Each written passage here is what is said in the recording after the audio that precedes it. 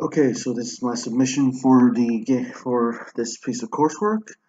Now, as it's clear from here that a lot of things haven't been added. That is because I did my best to add them. However, some of them weren't. I wasn't able to. However, I will explain what would have been with them, why it would have been like that, and what would have been my course of action about them.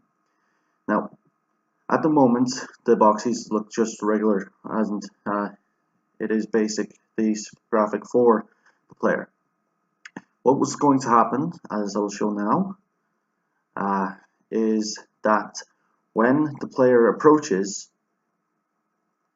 the boxes will start to follow him.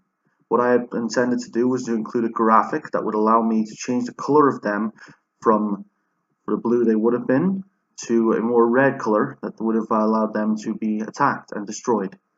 If they attacked the player when he was still in his normal form, they were still in their normal form, it would have made them disappear. Now, the the shape that would have been blue, with some of them partially faded in their dangerous form, that was to create a sense of terror. However, in their full form, and the one that was able to be attacked, they would have been red and fully filled in. Now, and with this, there would have been a timer for how long they would stay in that form relative to the speed that the player and they run at. Plus, they would have, if they are caught just as they transform back, they can still be taken. The player, at a certain amount of time passed and with damage, he would have died, leaving a graphic showing that the game had ended. Now, besides that, the rigid bodies are still the rigid bodies stay with the shapes because they are more rigid and they will not move as much. They glide, showing that they are not humanoid. The character himself is shown to some running animation when he is running to show that it is more humanoid speed and that he is the player itself. All of this is to show the difference between the two. How when it is given kinematic experience and made to give out these animations, yes, it will move and it will give a more aesthetic to the gameplay.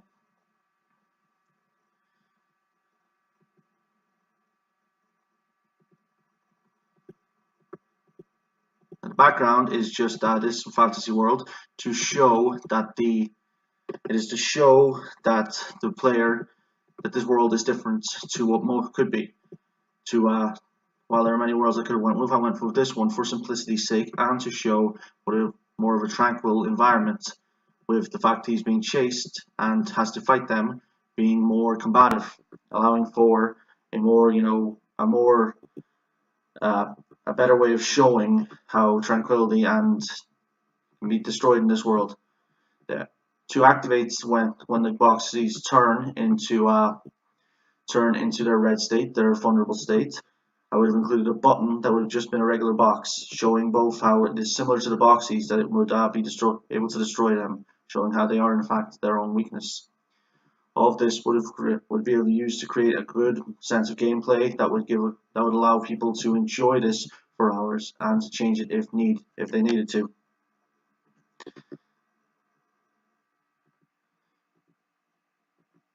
Now, the code that I've used, okay, we'll stop the game there.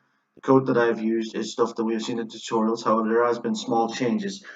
Some of this was to show that the controllers are different to what we would have seen most people use, and to show how every little bit of code and can just alter even a small function. All of this was included to show a more memorable game experience.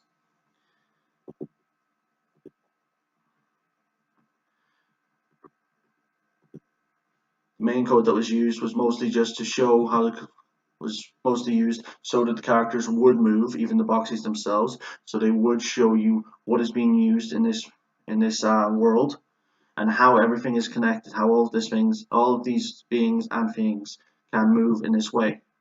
As you can see, and from a certain distance, the boxes will not follow him. That is until they see him. Once they have seen him, they will not stop, unless he is right by them or they have started attacking. Once they have started attacking, they will not be able to stop until they are either destroyed or he has been killed, at which point the game ends. As you can see clearly here, they follow him in a certain way. However, as with him, they're unable to get past the obstacles. This is to show the tangibility of them and to show that nothing else will be changed and that they are always going to be bound by the same metaphysical rules, with the code acting this out. As you can see, the player himself, unlike the boxies, does not fade into the ground or glide, showing that he has more control over his movement and that there's less they are much more fluid than he is.